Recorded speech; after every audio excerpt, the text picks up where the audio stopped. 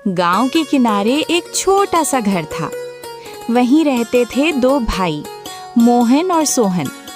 माता पिता के गुजर जाने के बाद बस एक ही सहारा बचा था, उनकी बूढ़ी गाय, लेकिन दूध देने वाली गाय।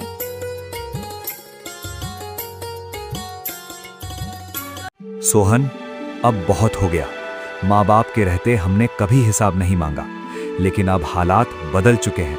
खेत छोटा है, अनाज कम है, और यही एक गाय है जो घर चला रही है। तू रोज दूध बेचकर पैसे रख लेता है और मुझे सिर्फ भरोसे की बातें देता है।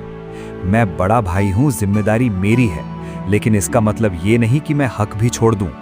आज फैसला होगा, साफ और बराबर का बंटवारा होगा। चाहे जो भी करना पड़े, मैं अब चुप नहीं बैठूंगा। भैया, आप मुझे गलत समझ रहे हो। मैंने कभी आपका हिस्सा मारने की सोच भी नहीं रखी। सुबह 4 बजे उठकर मैं ही तो गाय को चारा डालता हूँ, नहलाता हूँ, डॉक्टर के पास ले जाता हूँ, दूध बेचता हूँ तो घर का राशन लाता हूँ, बिजली का बिल भरता हूँ। अगर कुछ बचता है तो वही संभाल कर रखता हूँ ताकि बुरे वक्त में काम आए। आप बड़े हो, सम्मान करता हूँ, पर हर मेहनत को शक की नज़र से देखोगे तो दिल टूट जाता है। दूसरे दिन गांव वाले इकट्ठा हो गए।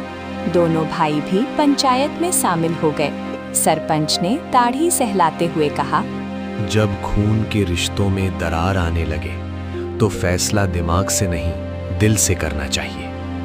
लेकिन तुम दोनों की जिद देखकर लगता है बात समझ से बाहर हो चुकी है। अगर बंटवारा ही चाहिए तो ऐसा करो, गाय का आधा हिस्सा एक का और आधा दूसरे का। सुबह का हिस्सा मोहन का, शाम का हिस्सा सोहन का। देखता हूं कैसे निभाते हो ये फैसला। पंचायत में सन्नाटा छा गया। दोनों भाई एक दूसरे को मुंह देखने लगे। ठीक है सरपंच जी, अगर यही न्याय है तो मुझे मंजूर है। सुबह का दूध, सुबह की देखभाल, सब मेरा।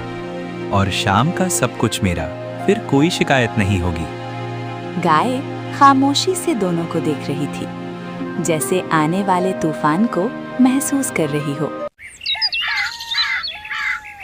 सुबह की पहली किरण के साथ मोहन उठकर खड़ा हुआ।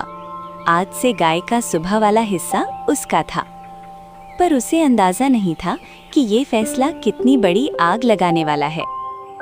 अब देखता हूँ कैसे चलता है सब कुछ। सुबह का हिस्सा मेरा है, मतलब गाय का मुंह मेरी तरफ रहेगा, दूध भी मेरा होगा और चारा भी मैं अपने हिसाब से दूंगा। अगर शाम को इसे कमजोर मिलेगी तो उसकी जिम्मेदारी मेरी नहीं होगी। बंटवारा बराबर का है तो फायदा भी बराबर का होना चाहिए। आज से मैं सिर्फ अपना सोचूंगा, क्योंकि जब अपना ही भाई शक करे तो फिर दिल बड़ा रखने का कोई मतलब नहीं रहता।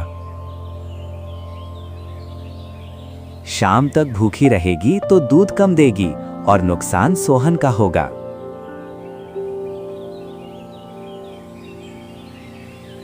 अब सोहन की बारी थी। उसने गाय को देखा, कमजोर, थकी हुई। उसकी आंखों में जैसे शिकायत थी। भैया ने चाल चल दी है। सुबह से ठीक से चारा नहीं दिया, पानी भी आधा छोड़ा है। अगर गाय कमजोर होगी तो शाम को दूध कम देगी और नुकसान मेरा होगा। ठीक है भैया, अगर आपने खेल शुरू किया है तो मैं भी पीछे नहीं हटूंगा। आज से मैं शाम को ज्यादा दूंगा, इतना कि सुबह तक थन खाली रहे। फिर देखता हूँ कैसे सुबह दूध निकालते हो। बड़े भाई ने जरूरत से ज्यादा दूध निकाल लिया। गाय की खामोश पीड़ा दर्द से कराह उठी। रात गहरी हो गई। आंगन में सन्नाटा था। गाय बैठी हुई थी, आंखों से आंसू जैसे टपक रहे हों। दोनों भाई अपने अपने कमरे में थे, लेकिन उनके बीच दीवार और ऊंची हो चुकी थी।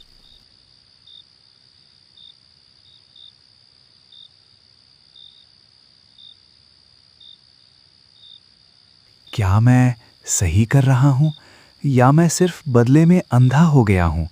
लेकिन अगर मैं नरम पड़ा तो वो मुझे कमजोर समझेगा। नहीं, मुझे सख्त रहना होगा। ये कैसी जीत है जिसमें गाय रो रही है और हमारा रिश्ता टूट रहा है। पर अब पीछे हटना मतलब हार मानना होगा। भैया को भी एहसास होना चाहिए कि मैं छोटा जरूर हूँ, लेकिन बेवकूफ नहीं। सुबह होने से पहले ही गाय की तबीयत बिगड़ने लगी। उसकी सांसें तेज हो गईं। मोहन और सोहन दोनों भागते हुए आंगन में पहुंचे। गाय जमीन पर पड़ी थी, सांसें तेज, आंखें नम। आज पहली बार दोनों की नजरें टकराईं, लेकिन इस बार गुस्से से ज्यादा डर था। सोहन, ये क्या हो गया? सुबह तो ठीक थी, मैंने बस थोड़ा कम चारा दिया था, पर इतना भी नहीं कि इसकी जान पर बनाए। क्या हमने अपनी जिद में ये नहीं सोचा कि ये भी एक जान है? अगर इसे कुछ हो गया तो हम क्या जवाब देंगे खुद को? माँ कहा करती थी, गाय घर की लक्ष्मी होती है। क्या हमने अपनी ही लक्ष्मी को तकलीफ दे दी? भैया, गलती मेरी भी है। मैंने भी गुस्से में ज़रूरत से ज़्यादा दूध निकाल लिया। मैं ये साबित करना चाहता था कि मैं कमज़ोर नहीं हूँ, लेकिन ये कैसी ताकत है जो एक बेगुनाह को दर्द दे रही है। हम दोनों अपने अपने हिस्से की लड़ाई लड़ रहे थे, पर इसने तो कभी शिकायत भी नहीं की। अगर आज इसे कुछ हो गया तो हमारा रिश्ता भी यहीं ख़त्म हो जाएगा। सोहन दौड़ता हुआ गांव का वैद्य के पास गया। फिर वैद्य आया और उसने गाय की नब्ज देखी। हालत नाजुक है। अगर इसे तुरंत दवा और देखभाल नहीं मिली तो बचाना मुश्किल होगा। लेकिन एक शर्त है, इसे पूरा आराम चाहिए, पूरा चारा चाहिए और सबसे जरूरी शांति चाहिए। अगर तुम दोनों की लड़ाई जारी रही तो दवा भी काम नहीं करेगी। मोहन और सोहन एक दूसरे को देखने लगे। सोहन, क्या हम अपनी जिद छोड़ सकते हैं, कम से कम इसके लिए?